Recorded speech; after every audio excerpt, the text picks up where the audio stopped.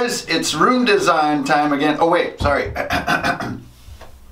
Room design. Welcome back to Drunken and Dragons, and we have got room number 2 from episode 3 of our Underdark campaign, which was a great night. Everybody had a good time. We had some whiskey. Wait, I have editing. I don't have to cover my mouth.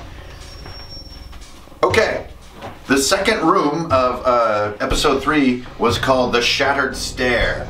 So if you watched the last video, you know that the players just came from sort of up here somewhere where the Titan Gate was. They fought a gelatinous cube and a ton of skeletons, barely made a treacherous leap onto these broken stairs, and started finding their way down these big giant stairs. A lot like Kazad-Dum from the Fellowship, of course. I mean, why not, right? But we got all 3D on this one. I mean, check this out. This is cool, right? No more flat game board here. So once again, we have a room DC of 16. So we make all our saves against 16, which mainly for this room design, it was all about dex saves. So as you can see, these stairs are very large. So every time we had a character try to go down a step like this, if they only did one step at a time, they would get advantage on the dex save. If they went for 2, they would just have to beat a 16 with their dex bonus. If you miss, you don't fall off, you become disabled like this. So you're basically hanging on by one hand like, ah, help me. Then another character would have to make it to you, make a strength check to pull you up. If you fall and you're disabled and attempt to get up on your own, and roll a 1, you're gonna drop. And no one dropped. So that was good. Honestly, if that had happened and somebody dropped, I'd probably give them another sort of state of disabled, like down here. And then they would have to get creative. There's this one piece of timber lying around, and they might have been able to use that to help each other up. But I wasn't gonna kill anybody through falling. Attention DMs, don't kill people by making them fall to their deaths. Nobody has fun with that. So anyways, they're running down the stairs. I wouldn't call it running, more like barely making it. They were missing, I would say, 70% of their dex checks. So they're constantly disabled and barely hanging on and helping each other up.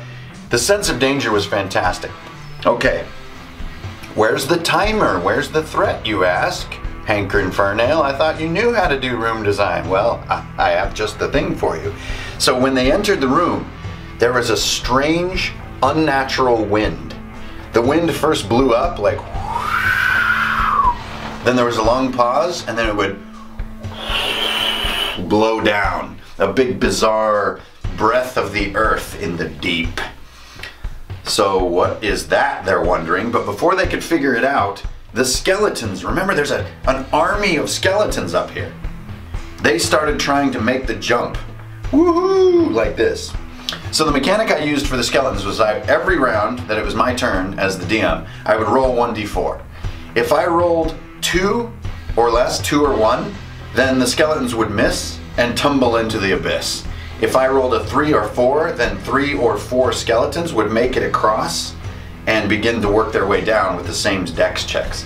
So right away, there's no going back, and there's an intense time limit because the skeletons, as always, they're a-coming. Now, you know this is one of my classic tropes that I use. I don't just attack you. I bring a force very slowly that you must avoid. Okay, so we got a bunch of skeletons flying off into the deep. A few are making it.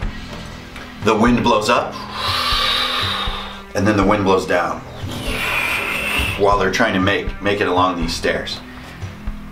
Now, at a predetermined time, which was the 4th stair, which I just had written in my book there, the wind reveals its purpose. So when the wind blows up, once they reach the 4th stair, I have this little guy. So if you guys know the monster manual very well, this is my Flameskull. Flameskull is, I think, a challenge level 4 creature. Pretty hard to beat this little guy. He's got some immunities, and he's got a really gnarly fire ray, which is like 3d6. When the wind would blow up, he was drifting on the breeze. And he was looking at the characters and laughing. Then there's a brief pause.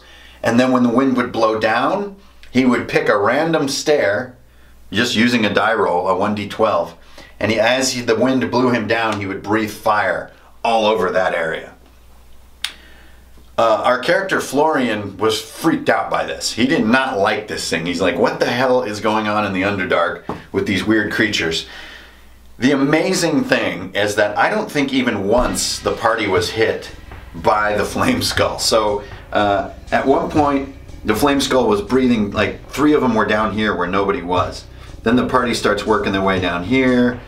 People got all kinds of stuck making this leap. Took forever. The skeletons, which are represented by this one skeleton, but really it was several, are starting to get a little closer. It's getting a little more tense. The Flameskull came down and I think killed 1 or 2 skeletons behind the group. Then they kept going down and it breathed right in front of them. By the time they got to about here, they had figured out that they held action and use a reactive action, they'd have the timing to try to hit the skull with some spells. So they started to do some damage to the skull. I made one modification to the Flameskull, which is that I wanted to do a sticky bomb on my party. This might be a little bit of a spoiler for my players, but sticky bombs are a thing I'm going to be bringing into the campaign. If you guys have played World of Warcraft, you know what a sticky bomb is. One of the players becomes a time bomb and has to get away from the others. So when my Flameskull was low on health, he came in and he stuck to Florian.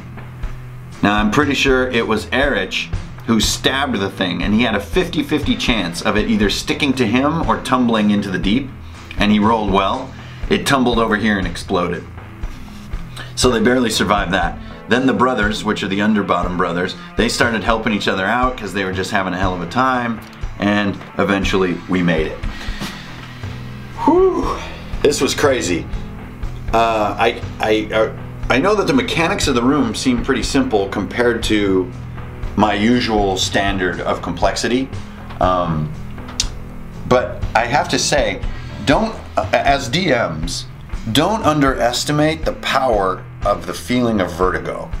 So this was the fun thing about doing the sculpture work for this area, is like, I feel like you can really, with your character, imagine this is you, with being right here, you can really feel this sense of drop off, and it adds a lot of tension to the moment. Originally I had 3 stages of this room. So this was the big stage, then there was a lower stage, then there was going to be a stage where there was a really big break like this, and they had to figure out a way to cross it, maybe using Tensor's disc, or I don't know, hurling each other or something. But here's the great thing, this room wound up taking us, I would say, a solid hour, almost hour and a half, because the dex checks were tough, the characters were tense, and then they were freaked out by the enemy, because this is a very non-conventional enemy. A lot of enemies just come up and they lock in melee combat and you just whittle them down and do some heals and you kill them, right? But this thing has immunities. It was always moving, and moving more than they could stop it. This was a really fun room. I think the group had a great time here, and there was a lot of tension in the air, and that's really what I shoot for as the DM. Now it also kind of put me in a situation where the 3rd room of the night needed to relax a little bit. It was getting a little gnarly, a little hairy. But that's about it. That was the Shattered Stair. I look forward to reusing these pieces in a lot of our rooms, because this element of verticality really adds a lot to your game. If you're not using miniature terrain, this is going to be really hard to pull off. Like if you're drawing this with dry erase, you're just not gonna feel this sense of like, wah, which is the foundation of this room. Yeah, I mean, that's about it. So we got stairs, we got skeletons, we got a piece of timber, we've got the wind, and then we've got the laughing Flameskull. And one awesome thing about this enemy, if you look in the monster manual, if you don't consecrate his remains, even if he's like reduced to dust, in 1 hour, he will reconstitute and be alive again, because he's like a spectral being. So he will be making another appearance. Yeah, so they got to the bottom of the stairs, they exited this archway, and move on to the next room, which is the Chamber of the Sword Stone. So be sure to keep tuning in to Room Design to see that video next, and see you in the Underdark, guys. Till next time.